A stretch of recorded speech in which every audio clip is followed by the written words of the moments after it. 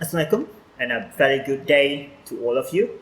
I'm Sirhajwan Idek. I'm an English language teacher and I'm also the head of research and innovation at my school, Keningau Vocational College in Sabah. I'm going to talk about the importance of STEM in your project ideation. Now STEM, it is an acronym that stands for Science, Technology, Engineering and Mathematics.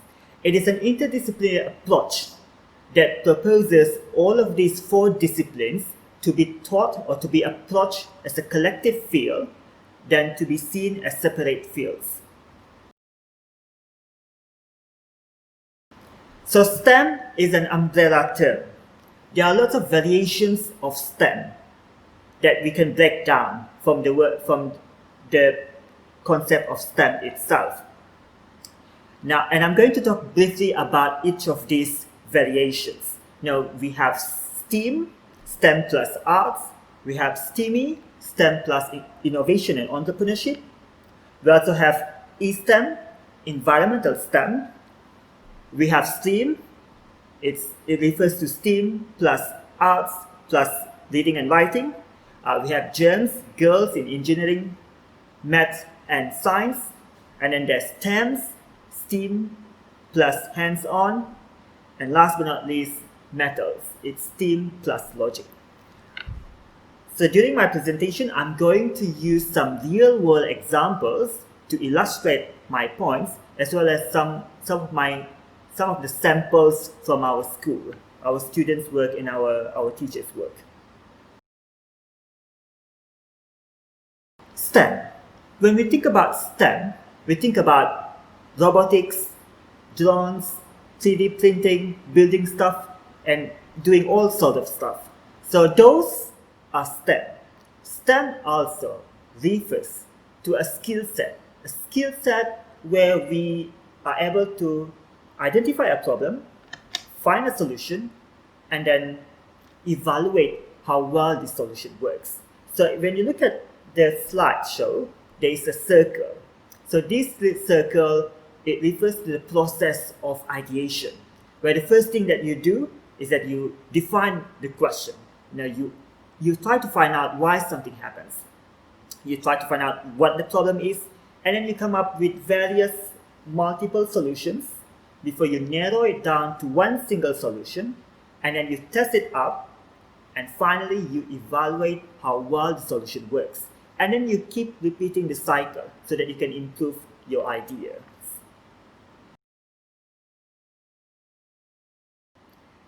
There are two ways of doing it. The first one is that you can solve problems directly, while the second one, you explore alternatives. So one of my students, Khairul Nizam from electrical technology, he invented an alert system for technicians. So this system will notify technicians on their maintenance schedule, because he found out that technicians usually had difficulties keeping track of their maintenance schedule of switchboards. So he came up with something. He used programming to create a system that can notify technicians on their maintenance schedule. So what he was trying to do is that he was trying to solve a problem directly. And one of our school teams, what they did was that they innovated a traditional cuisine. So they send the samples of their product to a lab for the testing of its content. So what they did was that, well, to a certain extent, they were trying to solve a problem, but they were more on finding and offering an alternative. So there are two ways of doing it. Of your ideation, you can either try to solve problems directly, or you are looking for an alternative or several alternatives that can help solve the problem in a way. So another popular concept of STEM, or rather the evolution of STEM, is called STEAM, STEM plus arts. Arts refer to the human part of your ideation. So in this case, I would like to highlight three types of arts in STEM or in STEAM. It refers to aesthetics, communication skills, and empathy.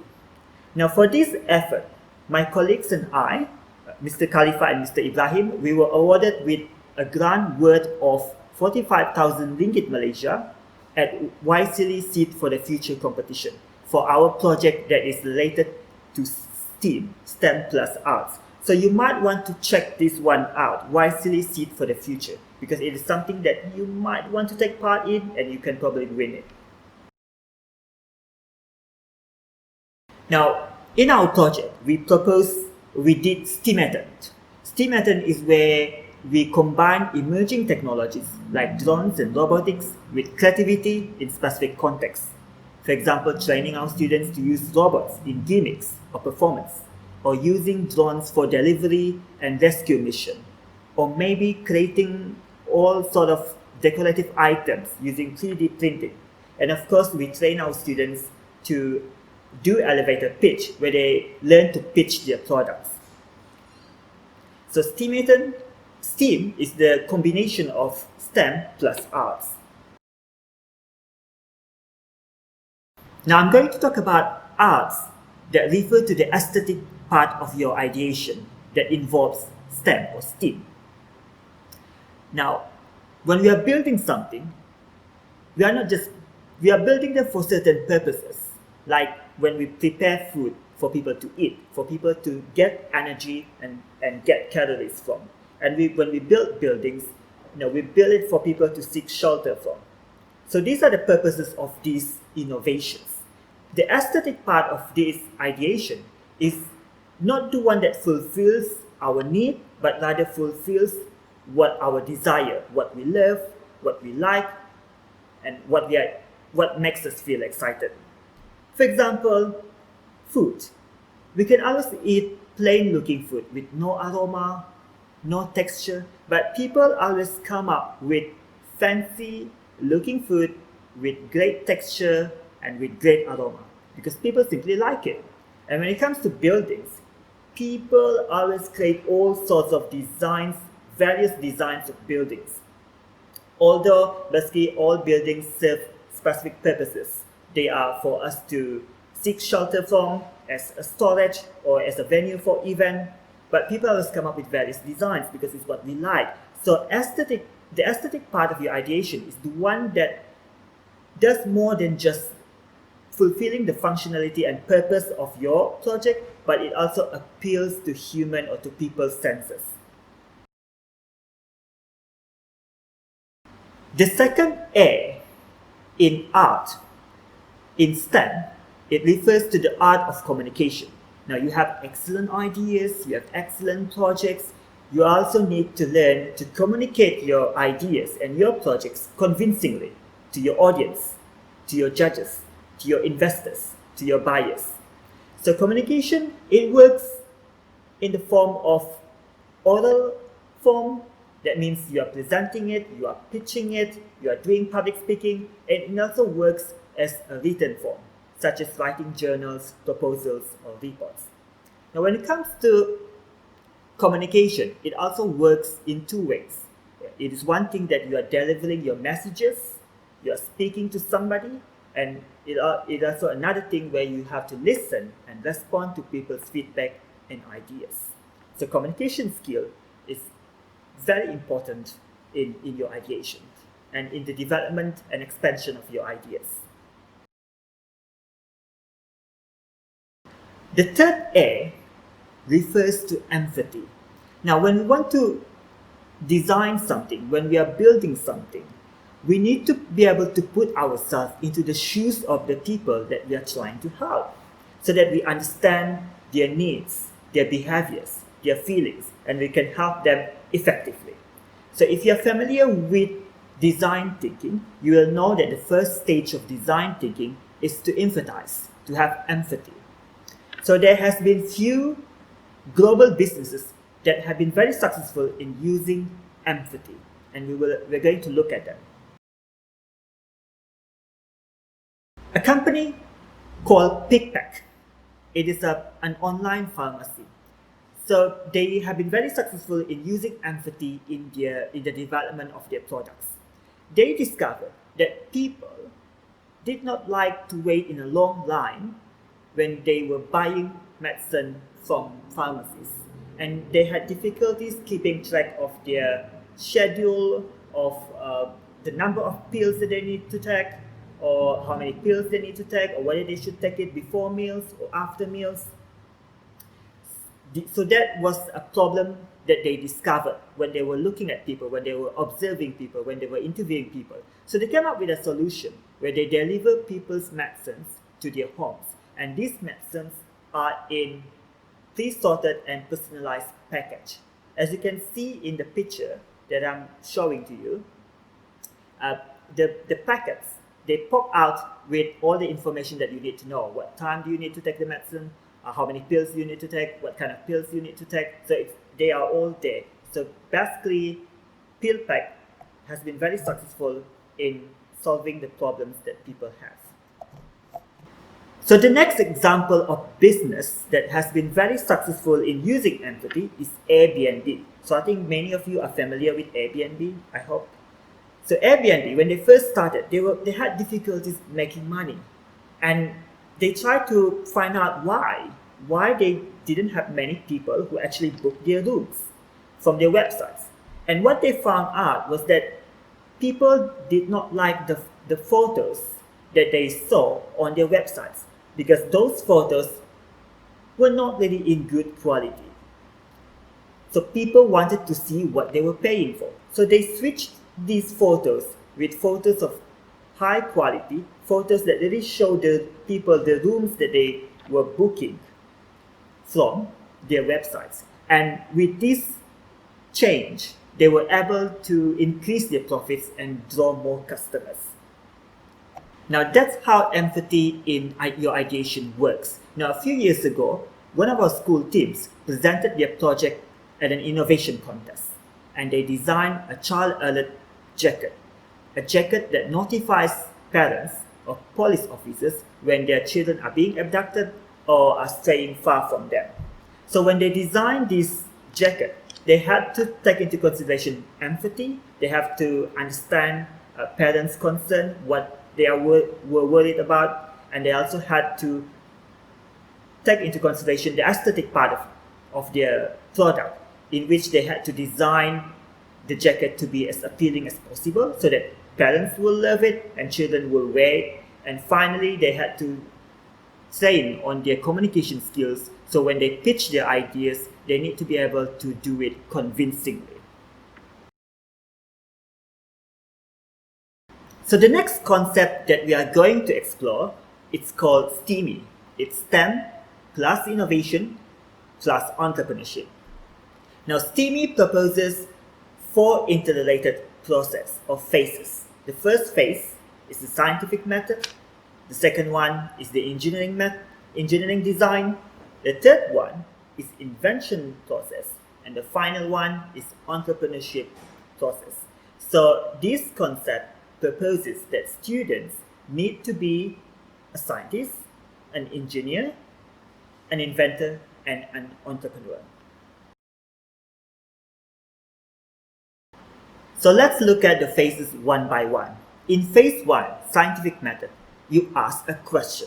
You're trying to find out why something happens, how well it works, and so on. So you're not really trying to identify a problem yet or try to come up with a solution. You are just asking a question, trying to find out something, and you come up with a hypothesis, and then you test your hypothesis, and finally you evaluate your results. Now in the second phase, it's the engineering design. In engineering design, you receive a problem. That means you receive a problem that already exists and people are well aware of it, and you are trying to find solutions to this problem. And along the way, you might need to perform scientific method, the process from the first phase. And then you come up with your solution, and then you test the solution, and you evaluate the results. Now in phase 3, invention process, you no longer receive a problem, you find a problem. That means you try to identify a problem that already exists, but people are not aware of it, or you are trying to find the actual cause of a problem that people know, but people are not aware of the actual causes, and you try to solve this problem. You do research on it, and you might need to perform the engineering design, the phase from the previous one, which is the phase 2.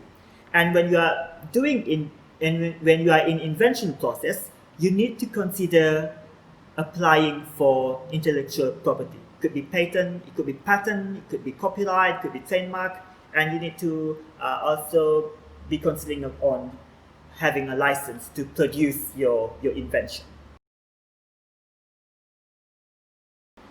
So in the final phase, phase 4, it's the entrepreneurship process. So in this phase, you are no longer dealing with the problems because you have dealt with them in the previous phases. You are trying to find an opportunity for you to make money out of your ideas, out of your inventions. So this is the stage where you really consider developing your business, and you really try to expand your business in a very formal legal way. So if you look at these 4 phases, scientific method, engineering design, invention process, entrepreneurship process, they are all related, and yet they have distinct criteria. In scientific method, you are just asking a question. In engineering design, you receive a problem and you try to solve this problem. And in invention process, you find a problem, you try to identify a problem, and then you try to come up with a solution. And in the final phase, entrepreneurship process, you are looking for an opportunity to make money out of your ideas or inventions.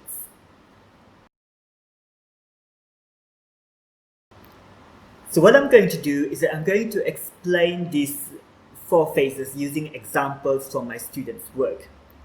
In the scientific method, you ask a question.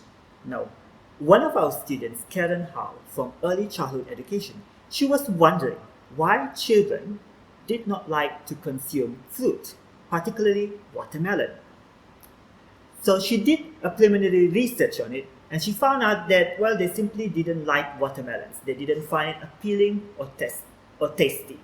So what she did was that she came up with a hypothesis that since the children love drinking juice, and if they were served with watermelon juice, it might help encourage them to actually eat the actual watermelon. And in her research, she discovered that it did increase their interest in eating watermelon when they were being served with watermelon juice. So as you can see in her work, she wasn't really trying to come up with something new or trying to come up with an innovation, but she was just looking for an answer for a question that she had. In engineering process, you receive a problem. That means you receive a problem that already exists that people are aware of. For example, one of our students, Ian Chan from Culinary Arts, he wanted to do something with obesity among teenagers. Now, obesity is a very common known problem that everybody knows, and it's all people talk about it. It's in the news, it's in journals, it's in media. So it's a problem that people are aware of. So you receive the problem, and then he wanted to create his own granola bar, which is a type of superfood that maybe will help teenagers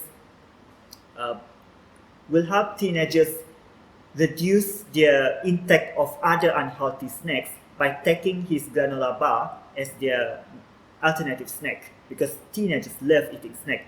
So what he did was that he experimented with a few ingredients, particularly tropical fruits like taro, jackfruit, before he finally settled on jackfruit as his main ingredient. So as you can see, he received a problem that is already known to many, and he attempted to do something with it.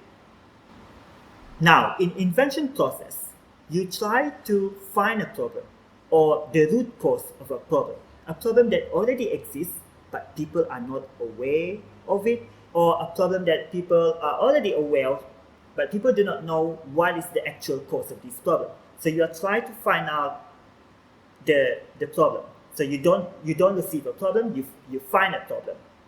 So one of our students, Akmal Hadi, from automotive technology, he felt that it was very difficult to extract gearbox from a car. He felt that it was dangerous, it was risky, it was such a physical burden based on his own experience and observation. So what happened here was that he discovered a problem.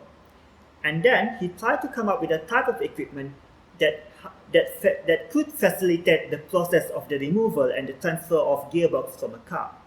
So in this stage, you find a problem and you try to come up with a solution, and then you test your solution, which is what he did in his project. And finally, the fourth phase, entrepreneurship process. You don't deal with problems anymore because you probably have already found solutions to the problems. But what you are trying to do is that you are looking for an opportunity to make money out of your projects or ideas. Now, one of our students, Terence Form, he designed this cheap and convenient pesticide spraying machine, and he was able to find a market for his project in which he targeted the farmers in the rural areas where they wanted something cheaper and something that was more convenient for them to deal with pests in their farms. And he also received offer from the community to use his invention in spraying pesticide in certain places in the area. So what happened here was that he was able to find a market, an opportunity for his invention or innovation.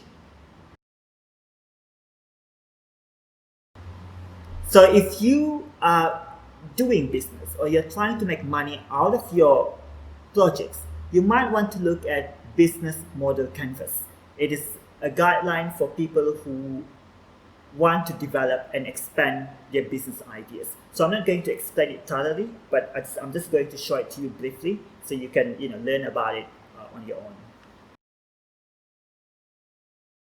Another concept of STEM is known as ESTEM. It stands for Environmental STEM.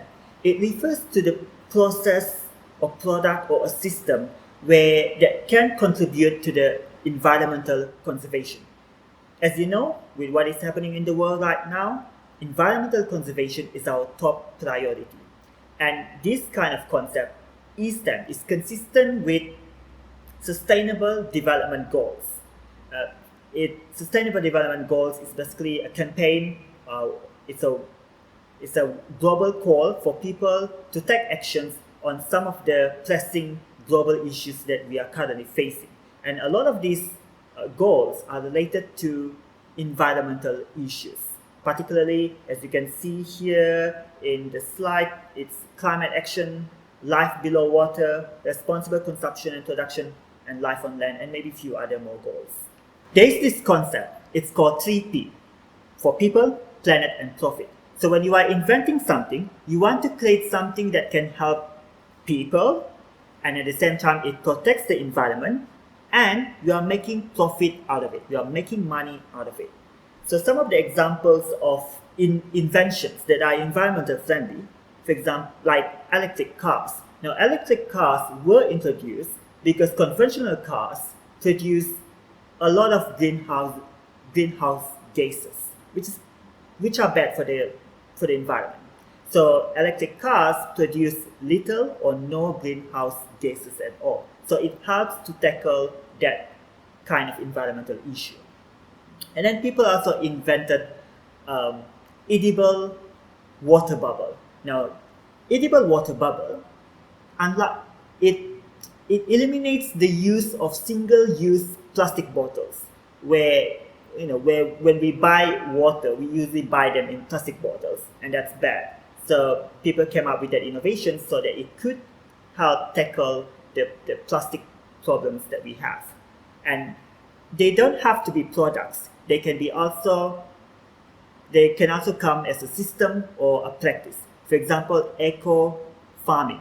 It's a practice of farming where it can produce a variety of crops, and at the same time, the farm itself serve as the breeding ground for some animals like ducks, and it has less harmful effects on the environment. A group of our school students, they came up with vegan nugget, and they used the concept of ESTEM in their ideation. Now, ESTEM stands for environment, science, technology, engineering, and mathematics. So their innovation, which is a type of plant-based food, it actually has less effect on the environment, because meat-based food, they tend to have excessive invasive farming, they use too much resources, and they also contribute to a lot of greenhouse gases in comparison with the farming of vegetables and fruits. So in a way, it is more environmental friendly to actually consume plant-based, for people to switch to plant-based food diet. And in terms of mathematics, they had to understand statistics. They needed to learn how much animal-based food affects the environment, and they needed to be able to predict the changes in the statistics if people switch to vegan lifestyle, which what they propose with their project of doing this vegan nugget. And in terms of scientific concept, they needed to have that scientific understanding of chemical reaction and how different ingredients works, particularly in making sure that the tofu, which is the main ingredient that they use, to turn it into, to make it something that tastes and feels and looks like meat. And in terms of technology, they needed to look into different types of equipment that they needed in creating this product. And of course, the techniques and the experimentation and the whole process of creating this vegan nugget is basically consistent with food engineering, which is a type of engineering. So that's how they use ESTEM in the ideation. With this project, they earn a bronze medal in a competition. It's called Festival for Change, which you can try to check out on. Now, another concept of STEAM is called STEAM. It's STEM plus arts plus reading and writing. Now, why are reading and writing very important? Well, I think reading and writing have become these two skills have been very, very relevant, and a good scientist as well as a good inventor need to be a good reader and a good writer. And when you do this kind of project, when you do any project, you need to be able to do research and also to read research. That means you need to be able to read past studies, journals, lots of academic materials, and then you need to be able to write papers related to your projects. And along the way, you need to be able to do documentation. And when it comes to fictions or stories, they can help spark your imaginations. So as you can see in this slide, some of our students have written their own research papers, and some of them have written their own storybooks. Now, what I would like to highlight is that when you are developing an idea or a project or a product, you should consider reading a lot of research papers, writing some research papers, presenting your research at a conference, and ultimately publishing your research in journals. Now, this is very important for the development of knowledge, for sharing of knowledge, as well as exchange of feedback and ideas. Now, some of our students, they have presented their presented their projects at research conferences, and they have also published their papers in journals. And these have helped them in improving their ideas. How do STEM, art and literacy, come into play? Let's say a volcano explosion. You can read a fairy tale or a folklore related where there was a volcano explosion, and then you can learn how volcano explosion happens, and then you can try to replicate volcano explosion through a simple scientific experiment that you can do at home. So in order to make it more exciting, you might want to build your own miniature volcano. And the arts in this project is where you put a story into your volcano, into your experiment. So as you can see here, you are able to merge STEM with arts as well as with literacy in a way that involves reading and writing and imagination. Our students have initiated a project called Wonder Zone. It is an educational outreach where they use the concept of STEM plus arts plus reading and writing to educate children in the rural areas. And with this effort, they were awarded with Learning Award from Global Social Leaders, which is based in the UK. So this is one of the, you probably want to look at Global Social Leaders because it is an international competition that you might want to take part in the future. One of the variations of STEM is called TEMS, which is STEAM or STEM plus arts plus hands-on. So when you are developing something, you might want to consider giving your audience hands-on experience, where they feel like they are actively involved in the process, where they feel like your products or your service, they are very convenient, they are very doable, they are something that they can do easily, because these are the kinds of things that will help your audience feel drawn into your projects or your products or your service.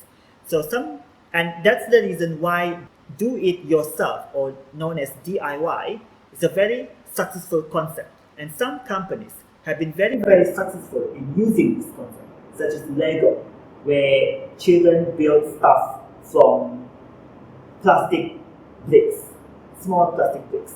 And also IKEA, where it sells ready to assemble furniture, where people buy parts of furniture, they bring these parts into their homes, and they put these parts together to create a type of furniture that they actually bought from the store.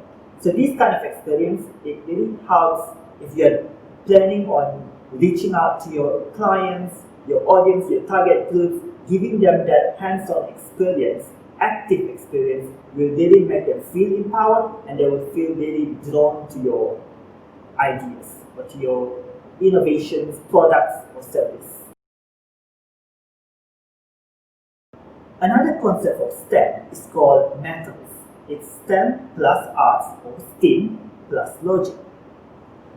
So it argues that logic should be included in STEAM. Logic refers to justified reasoning, and most abstract concepts and computations are based on logic. One of the most obvious examples of the usage of logic in STEM or in ideation technique is computational thinking. It refers to the formulation of a problem and expressing its solution in a way that computer or machine can execute. Now, why do we have to do something where computer and machines need to be able to execute it? We are living in the era where we like to create objects that can do what humans cannot do, or objects that can do what humans can do, but they don't really like doing it. So that's why computational thinking is extremely important. And there are 4 stages of computational thinking: decomposition, pattern recognition, abstraction, and algorithm design. So let's say you want to create an object that can fly like a bird.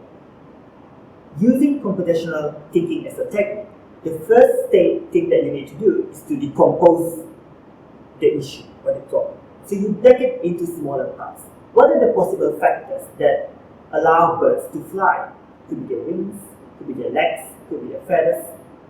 And then in the next stage, you need to be able to recognize the patterns, study the similarities, differences, and patterns.